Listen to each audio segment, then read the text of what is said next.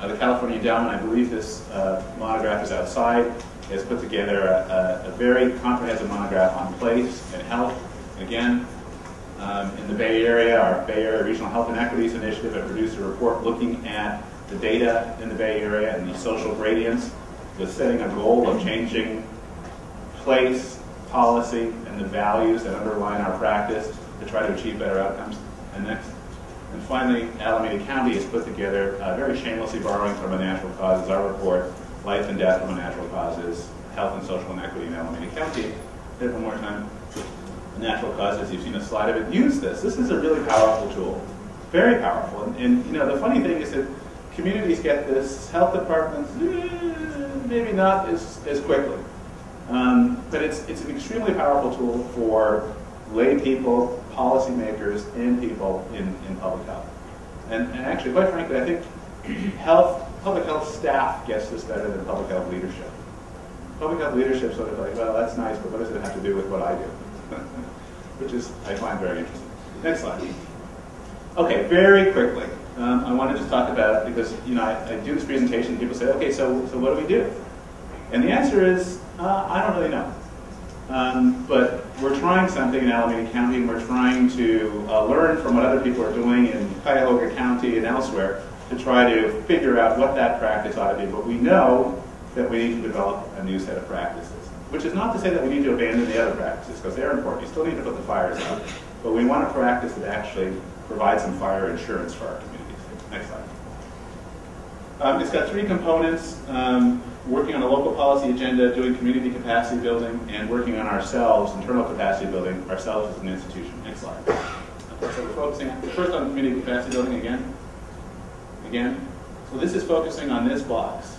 And this is why this framework is helpful, because if you don't have a practice that's focused on each box, it's going to be hard to figure out how you're going to intervene in those areas.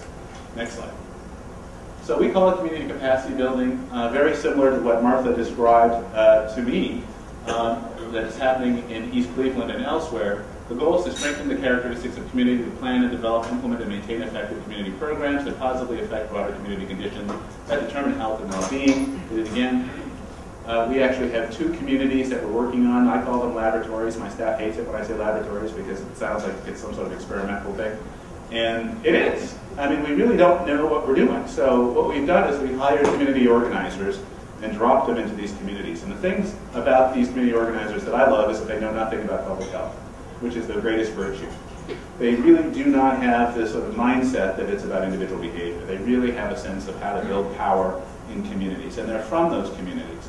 And so we put them in there and we said, look, you do what it takes to build social capital, organize people, and we're going to support you in whatever way we can, and we're going to make a long-term commitment. We're in these places for 10 years each, with a commitment of resources, about $3 million across the two areas, to try to figure out what it takes to make this practice real.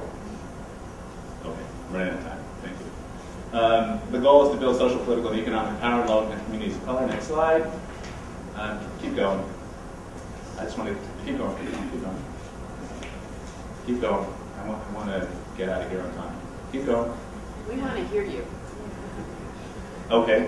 One voice. I think your stuff is fabulous, so I would ask that we don't rush you. Okay, well, I'll try to move faster, a little bit faster. But the focus on community capacity building is really about turning this whole practice inside out and not coming into a community with an agenda that says that you need to focus on diabetes or nutrition or smoking or whatever, but saying, we're your health department, we're your resource, and we're going to use whatever means we have at our disposal, including non-health means. We brought planning department officials, police department officials.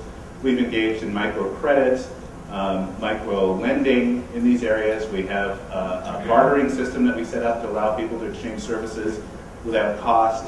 We've done a number of what we consider to be very innovative practices to try to change people's sense of the possible in their communities. And we think that communities are brilliant at this. They've just been constrained by government. Government has a whole bunch of dictates that limit how communities can approach some of these issues. And we can talk in the questions, hopefully if we have time, about what that means. The local policy agenda, next slide. Again, so this is focusing on the issue of institutional power and institutional practices. Next slide. Skip through this. This is our report. Did it again. Our report was a very unusual report. We took the social determinants of health, and we, for each one, we talked about the historical overview in Alameda County. Some of you probably can't see this. So what we focused on are segregation, income and employment, education, housing, transportation, air quality, food access to liquor stores, physical activity, neighborhood conditions, criminal justice, access to healthcare as opposed to healthcare per se, and social relationships and community capacity. We looked at the history in each of these things in Alameda County, what the scientific literature says are the linkages between these things and health outcomes.